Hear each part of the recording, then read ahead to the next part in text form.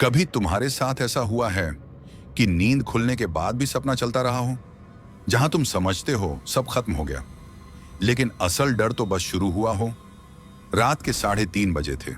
कमरे की घड़ी की टिक टिक, दीवार पर टंगी तस्वीर के पीछे से आती अजीब सरसराहट और हवा में सड़ांध जैसी गंध, जैसे कोई सड़ा हुआ मांस धीरे धीरे सड़ रहा हो।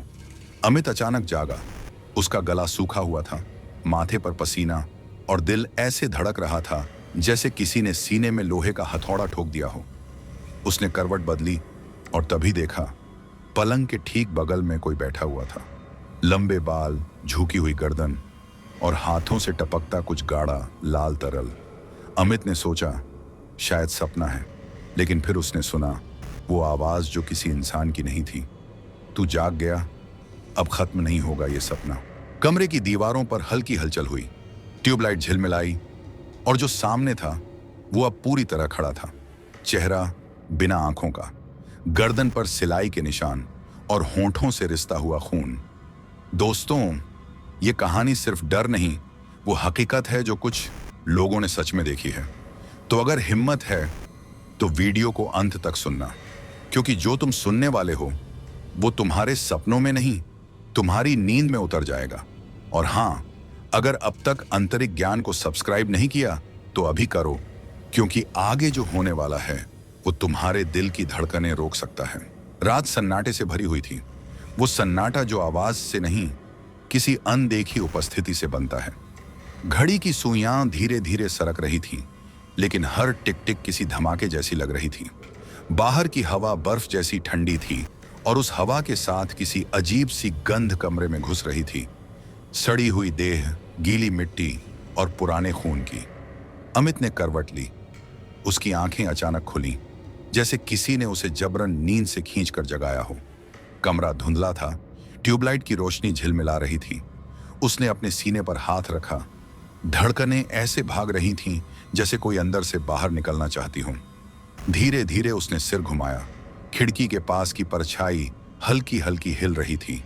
पहले उसने सोचा हवा होगी, लेकिन खिड़की बंद थी। फिर भी पर्दा कांप रहा था, जैसे किसी ने भीतर से उसे छू लिया हो। अमित की सांसें तेज हुईं। उसने कंबल को थोड़ा नीचे खींचा और आधे शरीर को उठाकर देखा। पर्दे के नीचे किसी के पांव नजर आए, नंगे, ठंडे, और उनमें से खून की एक बूंद टपकी। वो बूंद सीधी फर्श पर गिरी और धीरे धीरे फैलने लगी, जैसे कोई जिंदा चीज हो। अमित का दिल अब कानों में बज रहा था। उसने धीरे से मोबाइल उठाया, स्क्रीन जलाई। 3:07 सुबह। स्क्रीन पर उसका चेहरा दिखा, लेकिन पीछे कुछ और भी दिखा। एक चेहरा, धुंधला पर मुस्कुराता हुआ। वो अचानक हिलने लगा और स्क्रीन झिलमिलाई। मोबाइल गिरा। अमित के हाथ कांपने लगे। वो खिड़की की ओर बढ़ा। हर कदम की आवाज उस सन्नाटे को चीर रही थी। उसने पर्दे को झटके से हटाया। बाहर कुछ नहीं था, बस घनी धुंध जिसमें दूर कोई आकृति झूल रही थी, जैसे किसी का सिर पेड़ से लटक रहा हो। अमित ने पलकें झपकी और वो आकृति गायब। उसने राहत की सांस ली, लेकिन तभी खिड़की के शीशे पर किसी ने भीतर से खून से लकीर खींच दी। धीरे धीरे एक हाथ का निशान बन गया, ताजा लाल खून कांच पर टपकता हुआ। अमित पीछे हट गया। उसका पैर किसी चीज से टकराया। थप। वो झुका, मोबाइल की फ्लैशलाइट ऑन की और देखा फर्श पर एक कटी हुई उंगली पड़ी थी। उसके नाखून पर वही नीली नेल पॉलिश जो उसकी मरी हुई मां लगाया करती थी। अमित की आंखें फटी रह गईं। उसने कांपते हुए हाथ से उंगली हटाई और तभी पीछे बिस्तर से एक आवाज आई, मत छू उसे। वो पलट कर देखता है, बिस्तर पर कोई लेटा हुआ है। धीरे धीरे उस चेहरे पर रोशनी पड़ी। वो उसका ही चेहरा था। वो खुद बंद आंखों के साथ लेटा हुआ और होंठों पर वही शब्द दोहराता हुआ, मत छू उसे, मत छू। अमित के होश उड़ गए। वो पीछे भागा, दीवार से टकराया, दरवाजे तक पहुंचा, लेकिन दरवाजा बंद था बाहर से। उसने जोर लगाया पर ताला हिला तक नहीं। फिर कमरे की ट्यूबलाइट फटी। एक तीखी चीख जैसी आवाज के साथ रोशनी बुझी। अब सब कुछ अंधेरा था। बस खिड़की के पार धुंध में वो चेहरा जो अब धीरे धीरे मुस्कुरा रहा था, और उस मुस्कान में चमक रहे थे टूटे हुए दांत और लहू से भरे होंठ। सुबह नहीं हुई थी, कमरा अब भी उसी गंध से भरा था, गीले खून और सड़े मांस की गंध। अमित बिस्तर के कोने में सिकुड़ा बैठा था, उसके कांपते हाथों पर सूखा खून चिपका हुआ था। वो अब यकीन नहीं कर पा रहा था कि वो जाग रहा है या अब भी किसी डरावने सपने में है। धीरे धीरे उसने गर्दन उठाई। कमरे की दीवार पर टंगा आईना अजीब सा दिख रहा था, धुंधला, पर उस पर कोई हिलती हुई परछाई थी, जैसे कोई और उस पार हो। अमित ने पलकें झपकीं, पर परछाई वहीं रही। वो उठा, कांपते पैरों से धीरे धीरे आईने के करीब गया। उसकी सांसें इतनी भारी थीं कि हर सांस की आवाज आईने से टकराकर लौट रही थी। वो करीब पहुंचा और देखा, आईने में उसका प्रतिबिंब नहीं था, बल्कि किसी और का था। चेहरा वहीं, लेकिन आंखें काली जैसे दो गहरी खाइयां, और होंठ फटे हुए जिनसे खून की एक पतली रेखा धीरे धीरे नीचे बह रही थी। अमित ने डर से पीछे हटना चाहा, लेकिन तभी आईने के अंदर की आकृति मुस्कुराई और उसके होंठ हिले। तू बाहर नहीं निकल सकता। अमित का दिल जोर से धड़का। उसने चीखने की कोशिश की, पर गला सूख चुका था। आईने के भीतर की छाया अब धीरे धीरे हिल रही थी। वो उसकी हर हरकत की नकल नहीं कर रही थी, बल्कि अपने हिसाब से चल रही थी। फिर अचानक उस छाया ने अपना हाथ आगे बढ़ाया। आईने की सतह हिली जैसे पानी हो, और अगली ही पल वो हाथ आईने के बाहर आ गया, काला, सूखा, खून से सना हुआ। उसकी उंगलियां लंबी और ठंडी थीं, जैसे किसी मुर्दे की। अमित जम गया। वो हाथ उसकी गर्दन की ओर बढ़ा, धीरे धीरे, और जब वो उसकी त्वचा को छूने ही वाला था, अमित ने अपनी सारी ताकत लगाकर पीछे छलांग मारी। आईना जोर से कांपा, फिर अचानक दीवार से गिरकर फर्श पर टूट गया। टूटे हुए शीशों में अब दर्जनों चेहरे दिख रहे थे, हर टुकड़े में उसका अलग चेहरा। कहीं वो हंस रहा था, कहीं चीख रहा था, कहीं उसकी आंखें फटी हुई थीं। एक शीशे के टुकड़े में उसने देखा, वो खुद वहां नहीं था, वो टुकड़ा खाली था। लेकिन अचानक उसी टुकड़े में उसकी गर्दन पर खून की धार बहती दिखी। उसने गर्दन छुई, उंगलियां लाल थीं। अमित ने डर के मारे दीवार से टिककर खुद को संभालने की कोशिश की, लेकिन फिर उसने महसूस किया पीछे कोई सांस ले रहा था, गरम, गंदी, सड़ी हुई सांस। धीरे धीरे उसने सिर घुमाया। वो खड़ा था, आईने से निकला वही चेहरा, वही सड़ा हुआ जिस्म, जिसकी आंखें अब सीधे अमित की आंखों में घुस रही थीं। मैं कहा था ना, सपना खत्म नहीं हुआ। उसकी हंसी में जैसे 100 मरने वालों की कराहें थीं। अमित पीछे हटता गया, लेकिन दीवार अब ठंडी नहीं, धड़क रही थी। दीवार से हाथ निकले, गीले, खून में सने, और उन्होंने उसे पकड़ लिया। वो जितना छूटने की कोशिश करता, वो हाथ उतना कसते जाते। फर्श पर खून की रेखा फैलने लगी और अमित का पैर फिसल गया। वो गिरा, सिर दीवार से टकराया, और आखिरी चीज जो उसने देखी वो था अपना ही चेहरा, जो अब मुस्कुरा रहा था। आईने की दूसरी ओर कमरे की दीवारों पर खून के निशान अब सूख चुके थे, पर उस गंध से छुटकारा नहीं मिल रहा था। अमित का सिर घूम रहा था, आंखों के आगे अंधेरा तैर रहा था। वो गिरते पड़ते बिस्तर के पास पहुंचा। टूटी ट्यूबलाइट की चमक अभी भी बीच बीच में जल उठती थी, जैसे कमरे की हर चीज किसी लाश की तरह जिंदा और सड़ी हुई लग रही थी। अचानक सन्नाटे को चीरती हुई फोन की घंटी बजी। एक पुराना, काला लैंडलाइन फोन, जो उसने सालों पहले फेंक दिया था, फिर भी मेज पर रखा था। उसने धीरे से नजरें उठाईं। घंटी हर बार और तेज होती जा रही थी। कमरे की हवा भारी हो गई, दीवारें धड़क रही थीं। वो कांपते कदमों से आगे बढ़ा, हाथ बढ़ाया, और जैसे ही उसने रिसीवर उठाया, दूसरी ओर से एक भारी सांस सुनाई दी। हाँ हाँ हाँ हाँ हाँ हाँ, अमित ने डरते हुए पूछा। कौन? कुछ सेकंड खामोशी रही, फिर एक धीमी आवाज, जो मानो किसी ने गले को फाड़ कर निकाली हो। अमित, तेरा सपना अब मेरे पास है।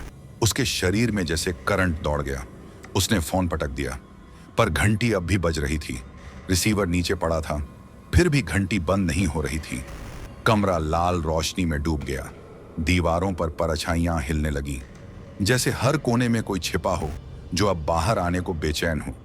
अमित ने दरवाजे की ओर भागने की कोशिश की, पर फर्श अब गीला था। उसने नीचे देखा, खून, लाल, ताजा, गर्म खून, जो फर्श से निकल रहा था जैसे जमीन के नीचे कोई जिंदा चीज सड़ रही हो। घंटी और तेज, अब आवाज भी। मत भाग, अब तू जागा है, मरने के लिए जागा है। वो डर के मारे चीखा। उसकी आवाज कमरे की दीवारों से टकराकर लौट आई, पर अब उसकी अपनी नहीं थी। वो आवाज गहरी थी और किसी और की। मरने के लिए जागा है। फोन की वायर जमीन पर फैल गई, धीरे धीरे सरकती हुई जैसे जिंदा सांप हो। उस वायर ने अमित के टखनों को जकड़ लिया। वो जमीन पर गिरा, हाथ पैर पटकता रहा, लेकिन वायर कसती चली गई जब तक उसकी सांस रुकने नहीं लगी। अचानक फोन की घंटी बंद हो गई। कमरा शांत, बस उसकी हांफती सांसें और दीवार पर गिरती परछाई जो उसकी नहीं थी। वो धीरे से गर्दन घुमाता है। वो परछाई अब उसके पीछे खड़ी थी, चेहरा पूरा काला, आंखें सफेद और हाथ में वही फोन रिसीवर। उस परछाई ने रिसीवर अमित के कान के पास रखा और दूसरी ओर से वही आवाज फिर आई, अब मैं तेरे घर आ रहा हूं। अमित ने चिल्लाने की कोशिश की, पर उसके मुंह से बस खून की धारा निकली। कमरा फिर अंधेरे में डूब गया। सिर्फ फोन की लाल लाइट अब जल रही थी और उस पर लिखा था, इनकमिंग कॉल, अनकनॉल्ड ड्रीमर। कमरा अब लाश के शरीर जैसा लग रहा था। हर दीवार पर सूखा हुआ खून और फर्श पर खून की झील। अमित की आंखें सूज चुकी थीं, उसके होंठ फटे हुए और शरीर कांप रहा था जैसे बुखार नहीं, किसी अदृश्य आत्मा ने उसे पकड़ रखा हो। वो धीरे धीरे दीवार का सहारा लेकर उठा। खिड़की अब खुली थी, बाहर वही धुंध जिसमें किसी की परछाई झूल रही थी। उसने हिम्मत जुटाई, दरवाजे की तरफ बढ़ा, पर जैसे ही उसका हाथ दरवाजे के हैंडल पर गया, कुछ ठंडा और गीला उंगलियों के बीच सरका। वो पीछे हट गया। उसने नीचे देखा, हैंडल पर खून की मोटी परत जमी थी, ताजा, गर्म, और उससे उठता धुआं कमरे में फैलने लगा। उसने फिर भी दरवाजा खोलने की कोशिश की, पर हैंडल अब उसकी हथेली से चिपक गया था। वो जोर से खींचता रहा, लेकिन खून जैसे धागे की तरह उसकी त्वचा में उतर गया। हथेली से खाल उखड़ने लगी। वो चीख पड़ा, लेकिन आवाज बाहर नहीं निकली, जैसे किसी ने उसके मुंह पर अदृश्य हथेली रख दी हो। तभी दरवाजे की दूसरी ओर से धीरे धीरे दस्तक हुई। थक थक थक। हर दस्तक के साथ दरवाजे की लकड़ी पर खून की बूंदें उभरने लगीं। अमित ने कांपती आवाज में कहा, कौन है? अगले ही पल दस्तक बंद हो गई और दरवाजे की नीचे की दरार से काले खून की धारा अंदर बहने लगी। खून में बुलबुले उठ रहे थे और उनमें किसी के चेहरे झलक रहे थे। वो सब चेहरे जिन्हें अमित ने कभी देखा था। उसकी माँ, उसका दोस्त रवि, उसकी गर्लफ्रेंड नेहा, सबके चेहरे अब खून में तैर रहे थे। खून फैलता गया, बिस्तर तक पहुंचा और फिर दीवारों पर चढ़ने लगा, जैसे कमरा किसी जिंदा चीज के अंदर बदल गया हो। अमित पीछे हटते हुए दीवार से टकराया, लेकिन वो दीवार अब ठोस नहीं थी। वो धड़क रही थी, जैसे किसी का दिल हो। दीवार के बीचों बीच से एक उंगली बाहर निकली, फिर दूसरा हाथ, फिर एक चेहरा, आधा सड़ा हुआ, आधा जिंदा। वो चेहरा उसी का था, अमित का ही दूसरा रूप, जिसकी आंखें अंदर धंसी हुई और मुंह के कोनों से कीड़े निकल रहे थे। वो हंसा, एक ऐसी हंसी जो इंसान की नहीं बल्कि कब्र से निकली लाश की थी। अमित चिल्लाया, कौन हो तुम? वो परछाई बोली, मैं वही हूं जो तू सपनों में मार चुका है, अब तुझे जगा रहा हूं। अचानक दरवाजे की कुंडी अपने आप खुली। बाहर का अंधेरा कमरे में घुस आया और उस अंधेरे के बीच सैकड़ों लाल आंखें चमकीं। हर आंख से खून बह रहा था, हर एक में किसी आत्मा का चेहरा था। अमित के कानों में आवाजें गूंजने लगीं, खोल दे दरवाजा, खून की नदी को बहने दे, तेरा सपना पूरा नहीं हुआ। वो डर से दरवाजे को बंद करने भागा, लेकिन जैसे ही उसने हाथ बढ़ाया, वो दरवाजा फट गया। लकड़ी नहीं टूटी, मांस और हड्डियों की तरह छिटक गई।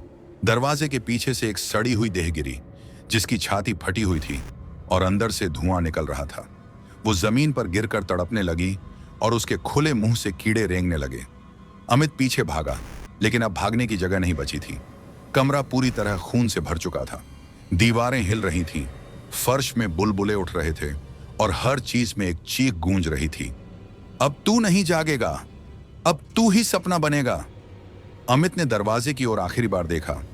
वहां अब कोई दरवाजा नहीं था, सिर्फ एक खूनी दरार जिसके बीच में उसका नाम लिखा था, Amit, the dreamer who never woke up. कमरा अब गायब था। वो जगह किसी दुस्वप्न से बनी लग रही थी। आसमान काला नहीं, लाल था। हवा नहीं चल रही थी, लेकिन चारों ओर से किसी की सांसों की आवाजें आ रही थीं। जमीन गीली थी और हर कदम पर खून की छींटें उड़ रही थीं। अमित अब किसी अनजान जगह पर था। उसने चारों ओर देखा। हर दिशा में टूटी हुई दीवारें, उल्टे पेड़ और उन पेड़ों पर लटकी हुई लाशें जो धीरे धीरे झूल रही थीं। उनकी आंखें खुली थीं, लेकिन शरीर सूख चुका था। हर चेहरा मानो किसी की याद से जुड़ा था, और उनमें से एक चेहरा उसकी माँ का था।